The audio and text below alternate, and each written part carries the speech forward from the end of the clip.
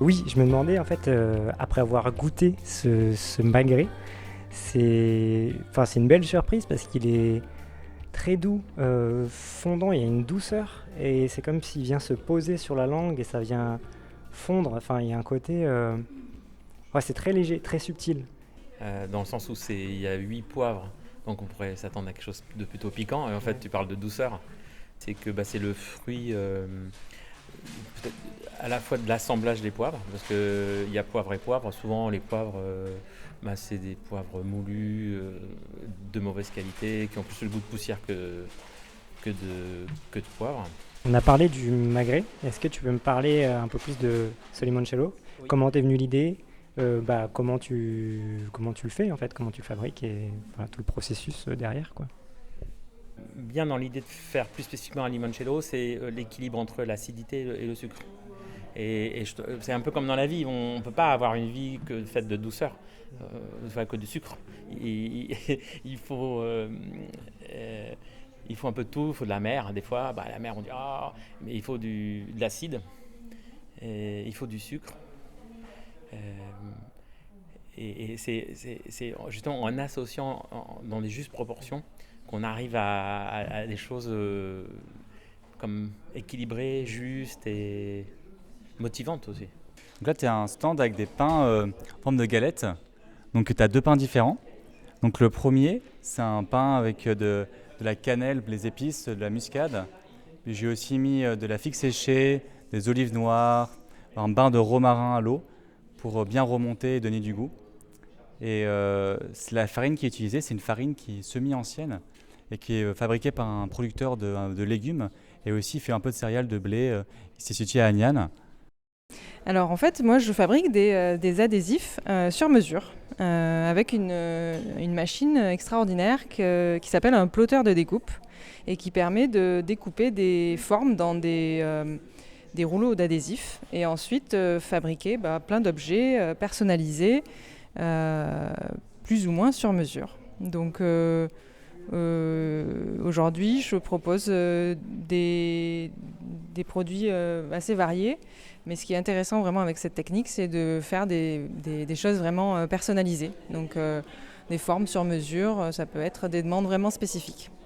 Je crée des bougies qui sont végétales, donc elles sont fabriquées à partir de chanvre au niveau de la mèche et de cire de colza.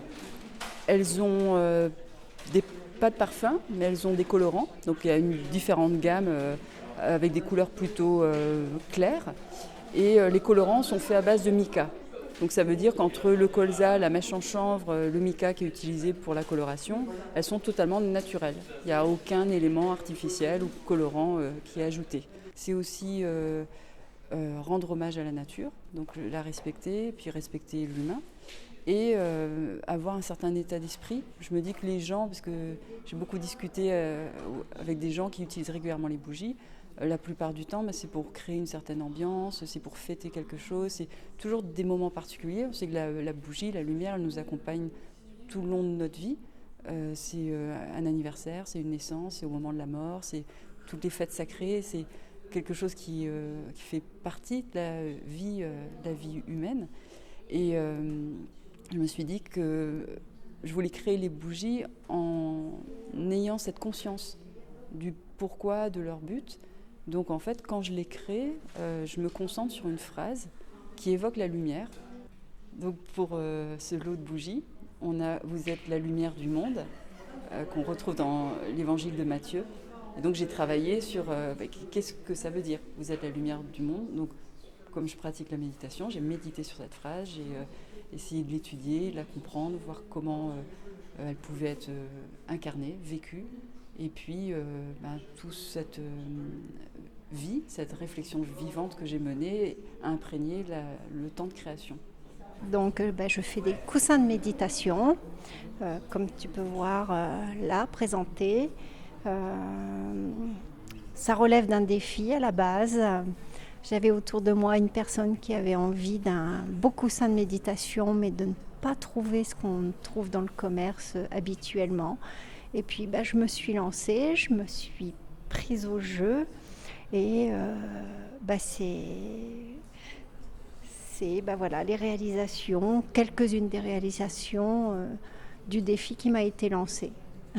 Premier coussin qui est fait en lin, donc matériau noble, et qui permet de enlever la housse et de changer au gré du vent. Et comme ça, on garde le coussin de base qui est rempli lui-même de balles d'épeautre, donc bio, naturel. Comme ça, on est sur du 100% végétal. Et après, ensuite, les autres tissus, c'est au coup de cœur.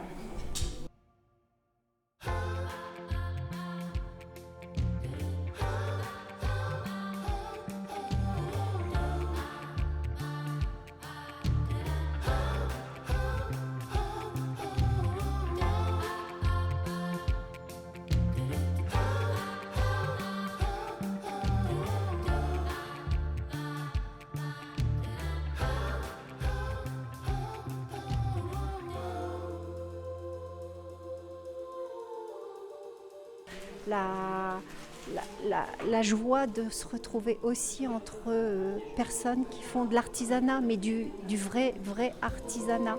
Venez si vous faites des choses différemment de ce qu'on peut voir partout ailleurs, c'est ici qu'il faut venir. Et on comprend. En fait, je pense que ça permet aussi de comprendre davantage les créations des uns des autres. Les gens qui viennent au Quai à Marché sont très riches parce qu'on va parler du pourquoi, on va parler de la raison de la fabrication et de nos éthiques. On ne vient pas juste acheter. L'interaction avec les cahiers marchands est très passionnante parce que chacun partage ce qu'il vit et puis on a en commun le fait d'amener un produit le plus beau possible, le plus humainement le plus beau possible.